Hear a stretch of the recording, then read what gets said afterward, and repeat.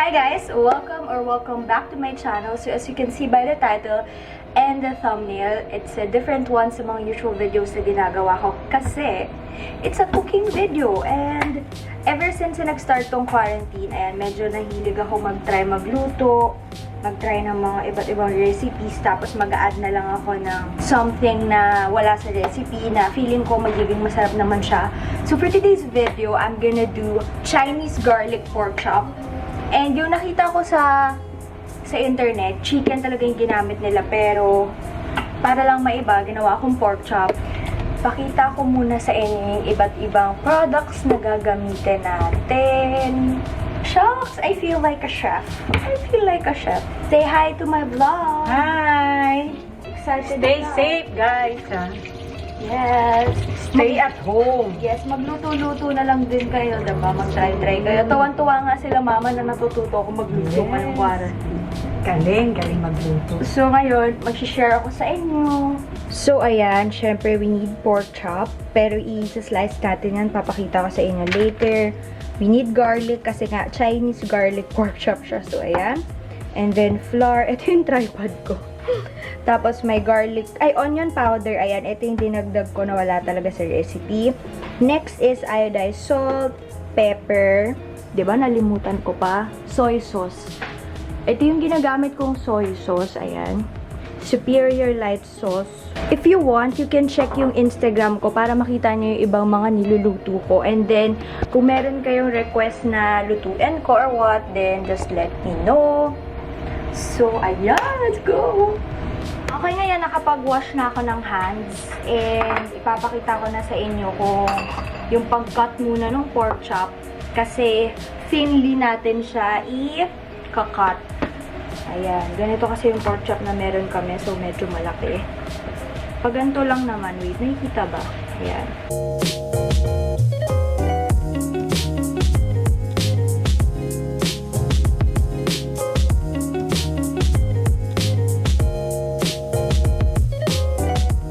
So, ayan, ganito ko lang siya kinat. Pag ganyan, pahaba. Ayan o.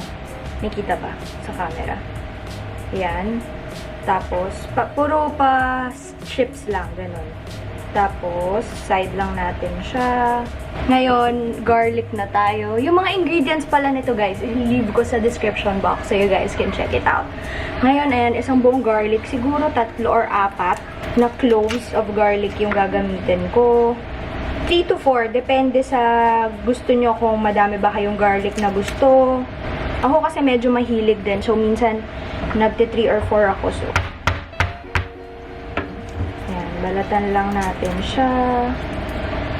Nakikita nyo ba? Ang hirap pala nitong cooking channel. Hindi ako prepared.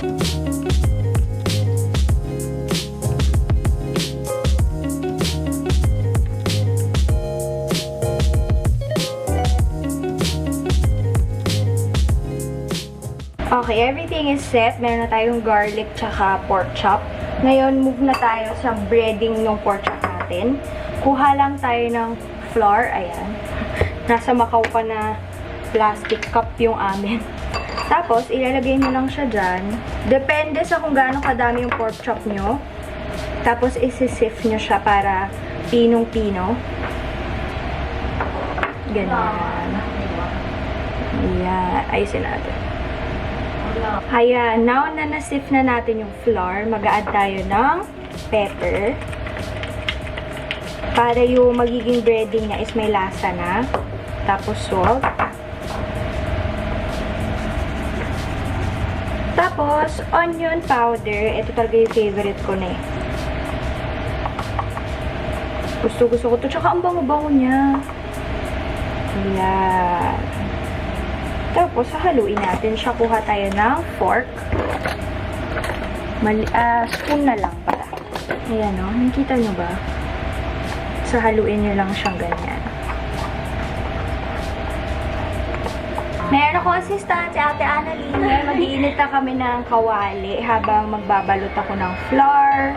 Olive oil yung ginagamit ko pala pag magpiprito or anything. So, ayan. Meron akong separate bowl dito. Una natin gagawin is kuha tayo ng pork chop. Kuha tayo, ayan.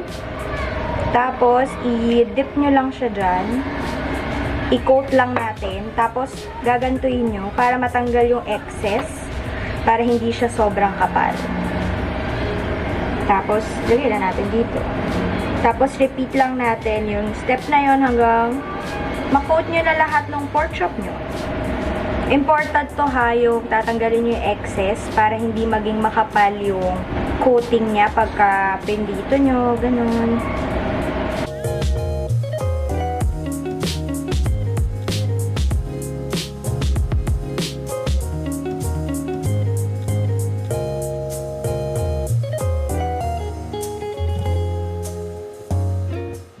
Disclaimer po, hindi po ako professional. Hobby lang po na natutunan ko habang ECQ. Ganyan na yung itsura niya. Di ba para siyang makapuno? Ayan na siya. Tapos ko na i-coat lahat. Tapos ngayon, nag-try kami magprito ng isa. Sana makita nyo, no? At sana naririnig nyo ako. Inon kasi namin yung exhaust. Yan. Lagay-lagay na tayo kasi medyo mainit naman na siya.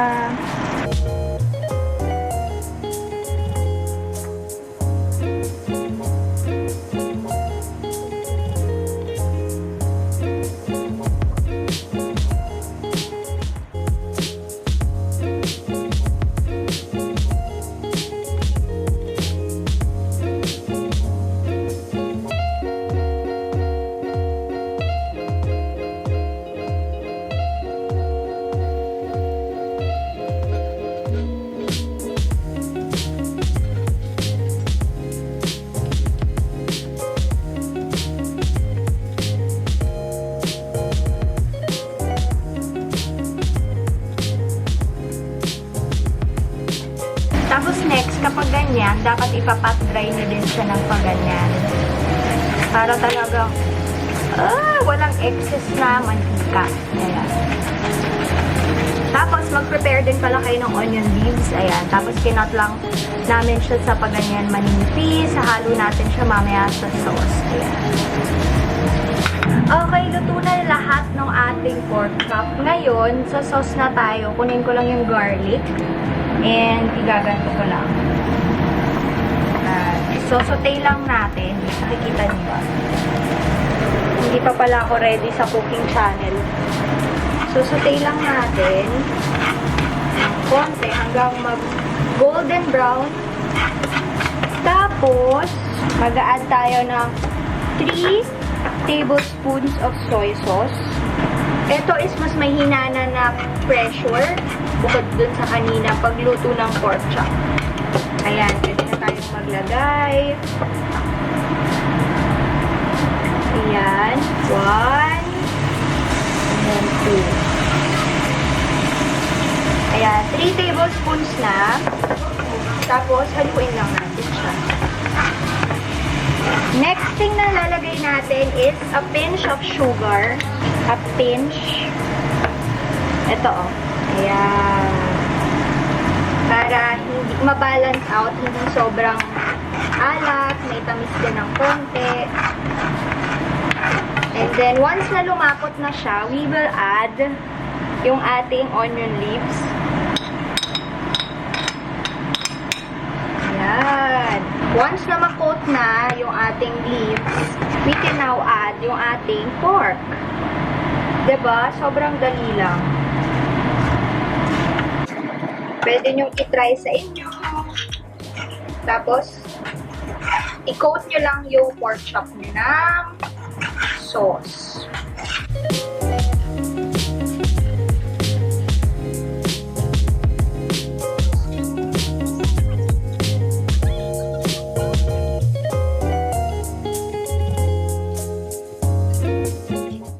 Okay, now I'm gonna show you how you can plate your Chinese garlic pork chop. Ngayon, kuha muna tayo ng rice. Parang gagawin natin is parang rice topping siya. Tapos sa mangkok na ganyan, parang circle natin yung rice. And then, once na ganyan yung rice nyo, syempre kukuha na tayo nito. Tapos parang itatop nyo lang sila dyan.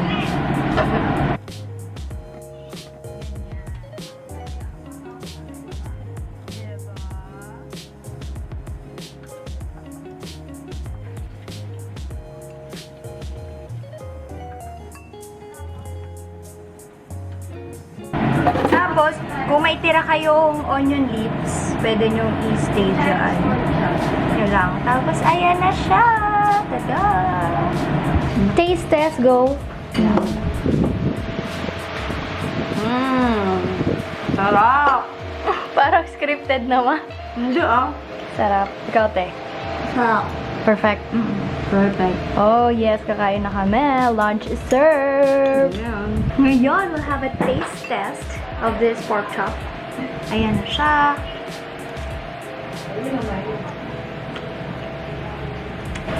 Saktong-sakto lang.